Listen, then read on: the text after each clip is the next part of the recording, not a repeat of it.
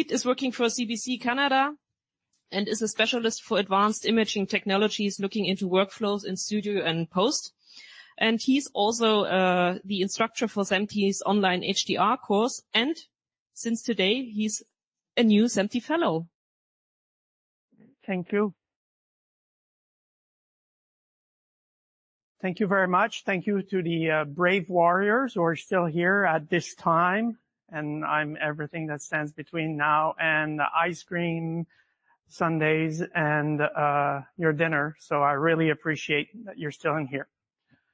So originally I called it Slog3 and other white color volumes, but I decided to change it to just white color volumes because this is a problematic, what I'm going to talk about, that whether you're using a Sony product or a Panasonic product, an ARRI, a Canon, you all deal with the same kind of issues. And that is when we start working in a broadcast environment with color volumes that are much wider and more significant in what they can represent than what you can actually see. And you're dealing with crews that are inexperienced with those kind of volumes. So just as a quick recall, and for those that are interested in HDR, I'll be also doing the primer, is it tomorrow morning? I think it's Wednesday morning on HDR if you want to learn more about that. So I'll just go quickly. Basically, when we talk about a white color volume, color is represented in two different ways. Light waves, which enable us to perceive what we call typically color, which is our color chart on the left-hand side. And also, those colors are expressed at different levels of light intensity or luminance, which gives us that extrusion that gives us the color volume. So that's the combination of all the different possible colors at all the different possible intensities that you can capture with your system. Using wide color volume is really advantageous. We have a lot of new young broadcast filmmakers, if you want, that come from schools where they learn to use all of those different technologies. They're not used to the restrictive 709 color volume, and all of a sudden they try to do all of those cinema workflows. There are reasons why they want to do this. One of them is that when they're on a rush, they're trying to set up a shot. There's a bright light. I don't have to dim the light. I don't have to put in a filtering on the window. I don't need to bring an extra set of lighting to reduce the contrast between the window and my presenter. If I don't have the time, I can still somewhat get away with it with a wide color volume. When I apply post-production, I can bring back and reduce the contrast in post-production. So it gives them a lot more latitude in production, and it's sometimes more forgiving that way. Which are my 3 points. But that brings us a whole series of challenges and obstacles when you put this in a more structured, more restrictive format in broadcast. First of all, even though it's easy to just put the setting, for example, on a Sony camera to Slog3 as gamut 3 and start shooting, the actual level of expertise to properly do this is a lot more significant than what people imagine. It is a bit more daunting because you're never actually seeing what you are shooting. So it brings us back to the era of film where you needed to make sure that what gets in the box is right. So exposing it properly, mastering the different levels of exposure so that you get the proper image in the end. Because, like I said, what you see is not what you get. Another problem we have is we will have some videographers, they will go out, they will shoot a bunch of stuff, cut it out into a 1-minute piece, deliver the finished colored, everything looks great 1-minute piece. But they shot hours of content, and that content belongs to the corporation, it belongs to the public, and we want to be able to reuse it in other instances. So we want to take that beautiful establishing shot, that long form interview that they did, and now we want to use parts of it in a broadcast environment. Now I need to bring a colorist because I need to take that wide color volume and bring it back decently into 709, which is sometimes not trivial for the reasons I'm going to talk about. So let's talk about one in particular, just because I have more experience with it. Like I said, I'm not endorsing Sony here. It's the same thing with different manufacturers. Panasonic has the V-Log, Arri has the Log-C, Canon has the C-Log. They all roughly the same thing, even though the curves are not exactly the same.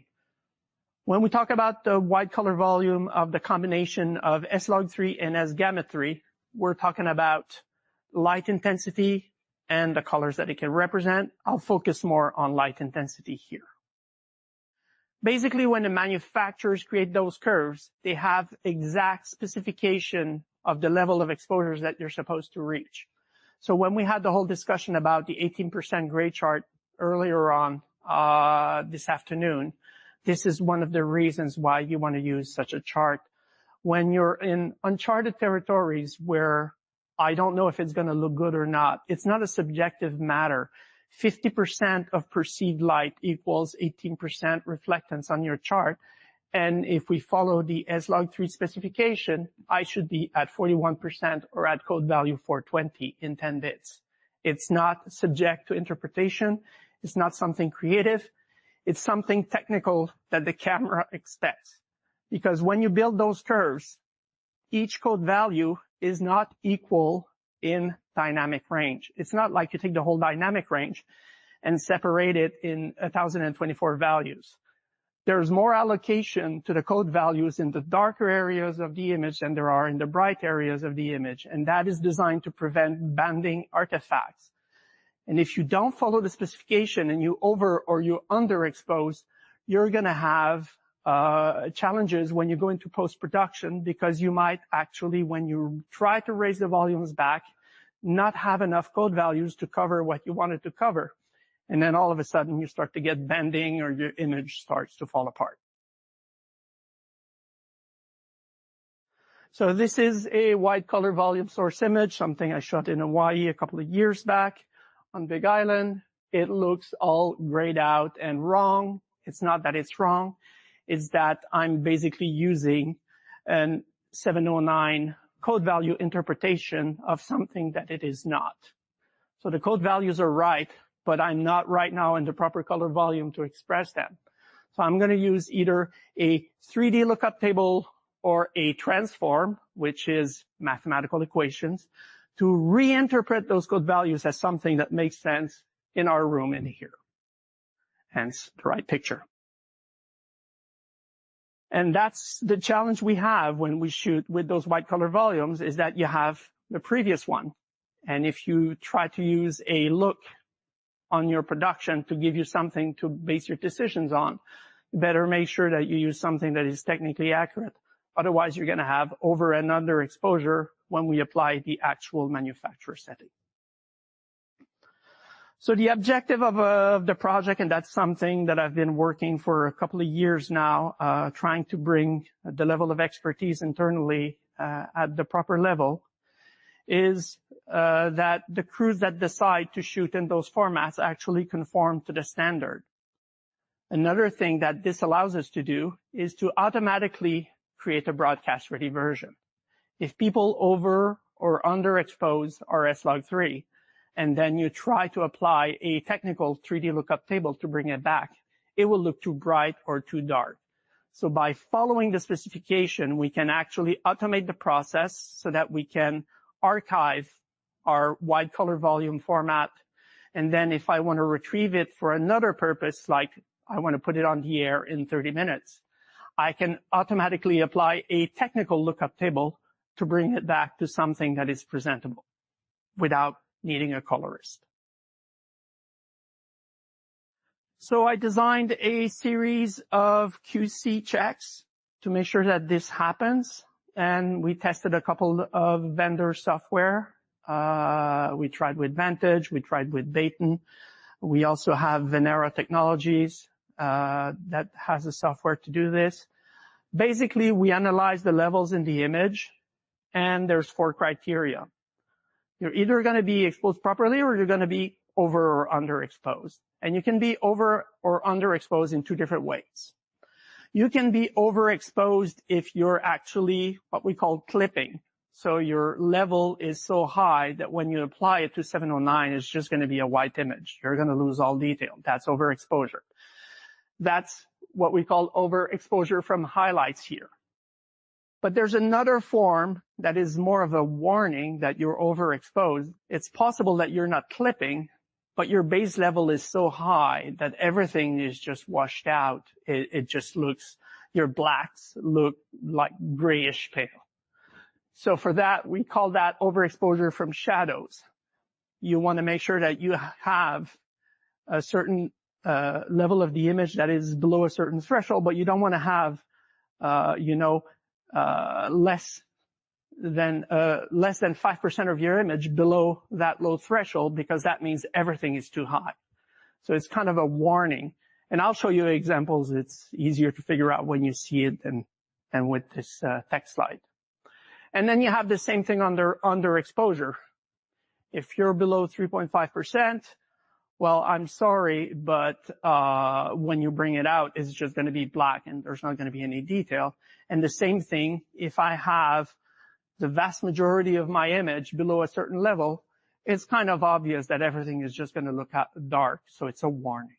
So we have those two extremes of over and under exposure as red lights. And then you have warning lights when the whole overall distribution is too high or too low. So here's a properly exposed image.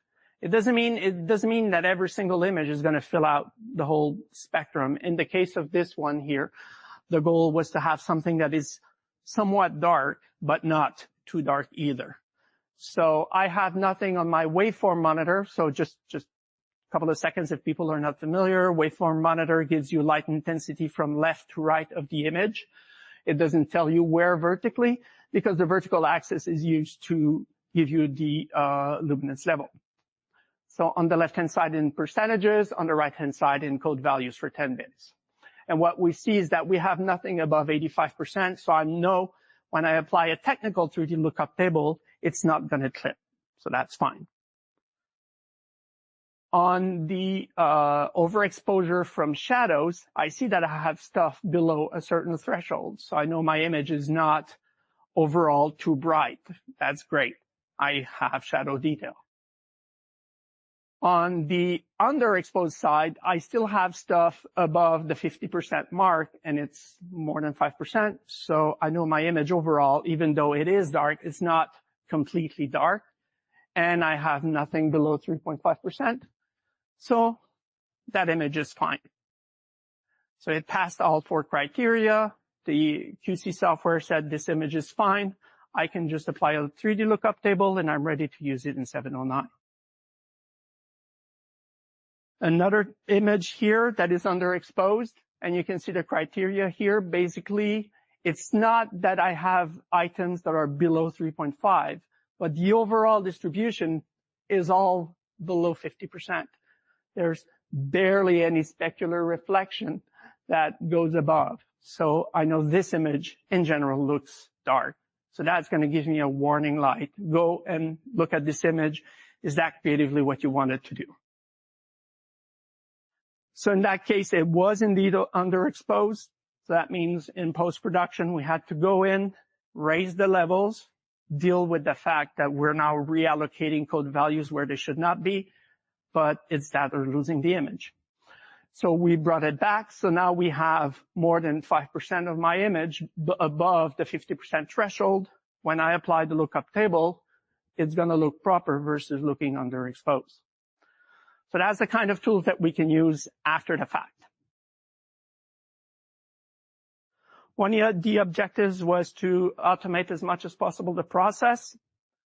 So we start with our wide color volume image, Slog3, S-gamma3 in this case. And we kind of work backwards from the very end of the process where your goal is to deliver certain content. So if I take the first one on top, this is where the original crew that went and decided to use that format, this is why they went out and did it. They wanted to have a feature look for a 2.5, 3 minute profile of an athlete for the Olympics. So they went, they shot for a full day, they had lighting gear. It was more of a cinema type production. So they apply a technical 3D LUT if the QC is right. And then in between the final image and before the technical 3D LUT, this is where you do your creative. That's another issue I have with a lot of creatives. They come with their own 3D LUTs. And sometimes what you realize when you look at them is that they consistently overexpose, and then they have a 3D lookup table that just brings everything down. Because you can do technical stuff, but you can do creative stuff with the lookup table as well. And they tend to mix both together. So by separating the process, we make sure that the stuff is technically right, because one of our eventual deliverables is going to be an ungraded image that's going straight to news. And they don't have time to go and do color timing and adjust the image in post-production. So we want that image to be already good enough to go for broadcast from the Slog3 as Gamma3 source without having to store 100,000 lookup tables from 100,000 different productions. Will you notice that I put color, the creative LUT or color grading before the technical 3D LUT? That's because in the software, the post-production software that you're going to use, that's another thing that we see a lot with less experienced people. They try to do everything at once. So in one node, if you're using Resolve, for example, or in one layer in Adobe Premiere or layer type software, they try to do all of the changes at the same time.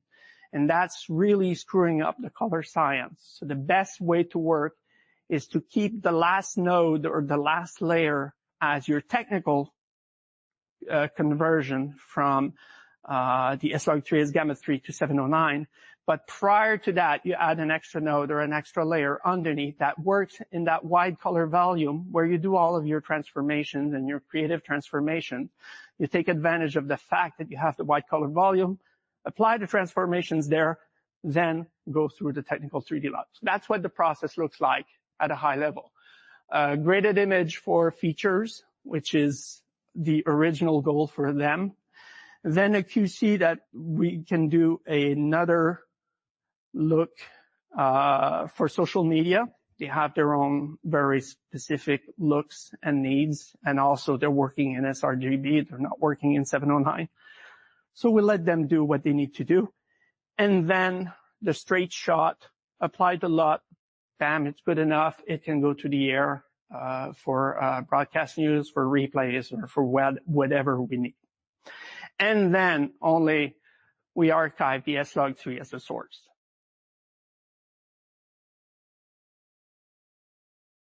So another way to look at it from a process workflow, Slog3 as Gamma3, we applied the automated exposure check. So that tells us if we have some red lights or if we have some yellow warning lights.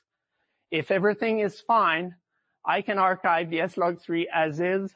Then I can apply our meat grinder that will take this, apply the 3D LUT automatically, create the 709 version, and push this to the news server. If the exposure check failed, then we're going to fix the Slog3 as Gamma3. We're not just going to do a rendering of a nice 709. We're actually going to fix the exposure level on the Slog3 so that then we can archive it as well and reuse it in the future.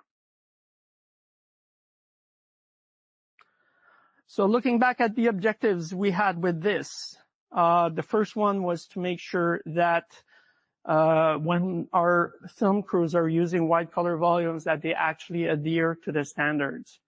So part of it is the automated QC, but you don't want to knock yourself at failure every single time. This is just depressing and counterproductive. So I've also developed a training program where we go sit down with the crews, take a camera, go shoot some stuff, understand the specification, understand how to work with charts, understand how to read actual exposure levels.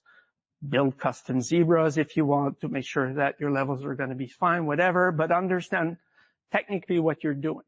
Because I have a saying, without the understanding of the technical background, there can be no art. You need to have craft before you go into art. And trying to break the rules if you don't even understand what the rules are is not going to lead you anywhere. So we start with the foundation, train them, and then after that, once they know better, QC the stuff to make sure that it is conform to our standard. That allows us to then do the automatic conversion so that you have a broadcast-ready version without needing to involve a colorist every single time.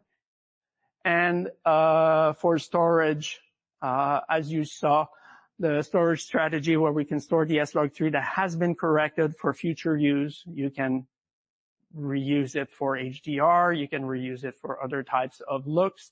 And we also archive the 709 version for rapid access. One of the things that Dagmar was very good at pointing when she peer reviewed my paper was, do you have any ideas of how we could improve things in the future and make things better? And one of them that would be beneficial is I have a huge data set of improperly exposed assets and corrected properly exposed assets. I could train a model to not only QC, but automatically correct the exposure so that instead of having to fix 20% of my stuff, I have to fix 1% of my stuff. That would be already a significant gain. So there is room there. That does not take the place of training because, as I said, if you over or underexpose, you're going to correct it up to a certain point. But your code value allocation and your curves are going to be off, and you're going to pay for that in the creative freedom you have to play with your images afterwards. And it would be nice, and that's something I've been pressing for 15 years, that camera manufacturer, it's nice to have false color on a 709 preview. What I want is to have a false color on the actual exposure specification of the volume I'm using.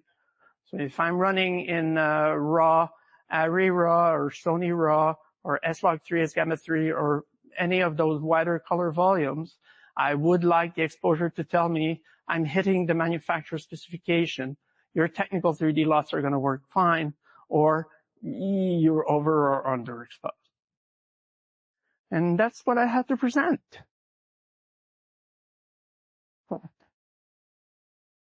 Thank you again for staying late.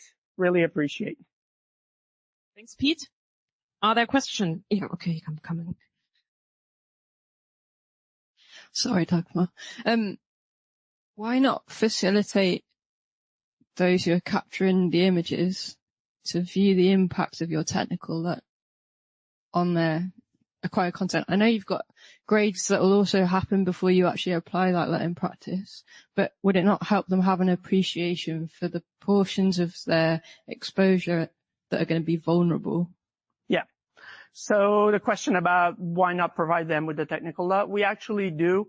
And that's part of the arsenal they have when they set up some shots. They can actually have a preview mode on their viewfinder, which has the technical LUT already applied on it. So they see what the 709 baked-in version will look like. It may not be what their creative ambition is on their specific end of the production, but it's possible that some editor in the newsroom will want that shot and then use it as is. So it gives them that warning. Question there? Oh, another one before. Okay, so I'm curious. So if I'm not underexposed, not overexposed, and if I take my mid-range and turn around and raise that up, because I've got a lot of detail, I've got majority for that scene in the mid-range to lower bottom, and not so much on the top. From what I'm understanding, because you had a waveform up there that looked like that, yeah, I should be fine. So I could adjust that mid-range going up and said I've got more between mid-range and bottom, and I'm not underexposed, and I'm not overexposed. So that would be okay. Is that correct? Yep. Okay. Yeah, I mean, it's the main trouble with digital cameras versus film. Film has a lot of forgiveness in over and under exposure, especially since you're printing a negative. You can go over and still recover some highlights, as they're doing in remastering old film experiences. I saw Apocalypse Now a number of years ago, for example, where there's detail in the fire that never showed before we have we had HDR because it was beyond the useful latitude for a film print, but the film negative had it. But a digital camera, there's only so many pixels that you can capture during integration time, so that time when you're actually sensing for that frame, if you fill the bucket, it just says 1 and you've lost all detail. And the same thing with low light, where you have spontaneous generation of photons in the sensor that compete with actual signal. So when you are low signal to ratio, you're going to see that noise. And those things are generally very hard to recover unless you use AI or things like that. So we try to avoid them. Hi. First off, really enjoyed the presentation. But I wanted to ask a question about like the temporal aspect. Broadcast, it's not always, nice sit down interviews. Sometimes it's very, active and moving, and exposure can change, especially if there's a handheld operator. When you're doing the exposure check, like, are you kind of choosing a hero frame that's representative of the whole scene, or how would you like account for a moving shot or a shot that goes from like inside to outside? Yeah. I think one of the things that I will differentiate here is the use cases where people tend to go to those white color volumes, which are a little bit more staged. So they're a little bit more on the cinematic side, where you have time to set up your shot, control your lighting, control your environment, versus something that is run and gun, like a documentary where I'm trying to film someone killing a whale or something, and I have to run through incredible ranges of latitude. Those will need post-production, obviously, and it's going to be rather unavoidable that you're going to keyframe your exposure throughout the different shots. So it's really on the application. And this presentation I'm doing today and the one I'm doing on Wednesday are both on the same subject of the boundaries between cinema and television are getting narrower and narrower, and we're starting to see an incursion, in this case, of wider color volumes. And the other speech I give is going to be using single large sensor in a broadcast environment, and that also comes with this whole series of challenges. And I think the solution is to apply those tools where they will really give you higher value. And I've reviewed sometimes some production and convinced the production crew, why do you go through all of this trouble to shoot in this super wide color volume when your final product is about here? So you're going to capture all of this, and then you're going to squish it in post-production because your look is very crunched or compressed. So in that case, use something more like the Cinetone curve, which is already 709, but gives you more highlights. It's kind of a hybrid in between the two, but at least what you see is what you get, and you're going to get something that you know straight from the box is going to be good to go. That's it. Okay. Thank you, Pete, for your presentation.